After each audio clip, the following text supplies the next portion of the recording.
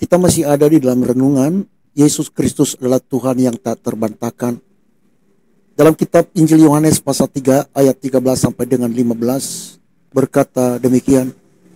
Tidak ada seorang pun yang telah naik ke surga selain daripada Dia yang telah turun dari surga, yaitu Anak Manusia, dan sama seperti Musa meninggikan ular di padang gurun, demikian juga Anak Manusia harus ditinggikan, supaya setiap orang yang percaya kepadanya beroleh hidup yang kekal.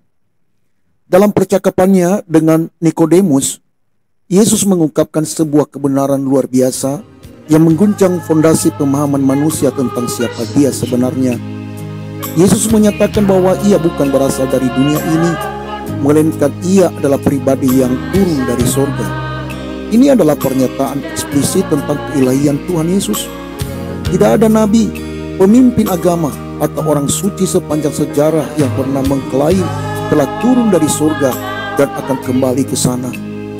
Ini adalah pernyataan eksklusif yang hanya bisa diucapkan oleh pribadi yang setara dengan Allah sendiri. Lalu Yesus melanjutkan dengan berkata bahwa Anak Manusia, yaitu dirinya sendiri, harus ditinggikan. Mengacu pada penyalibannya di kayu salib, Ia menghubungkan peristiwa itu dengan kisah Musa yang meninggikan ular lembaga di padang gurun di dalam Bilangan 21 ayat 4 sampai dengan ayat 9. Di dalam peristiwa itu, setiap orang yang memandang kepada ular itu akan sembuh dari kematian. Ini adalah bayangan profetik tentang salib Kristus.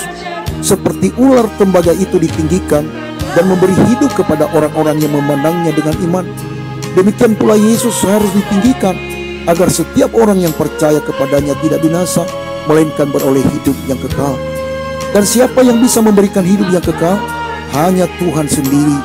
Maka ketika Yesus berkata bahwa orang yang percaya kepadanya akan mendapat hidup kekal, itu adalah klaim bahwa Ia memiliki kuasa atas kehidupan dan kematian, sebuah kuasa yang hanya dimiliki oleh Allah sendiri. Boleh lihat di dalam Yohanes pasal 10 ayat 28 dan juga di dalam Yohanes pasal 11 ayat 25. Jadi, kesimpulan dalam renungan ini adalah: pertama, Yesus berasal dari surga. Ia bukan ciptaan, melainkan firman yang dari diri Allah yang telah menjadi manusia turun ke dalam dunia. Yang kedua, Yesus ditinggikan di salib untuk menyelamatkan umat manusia dari maut.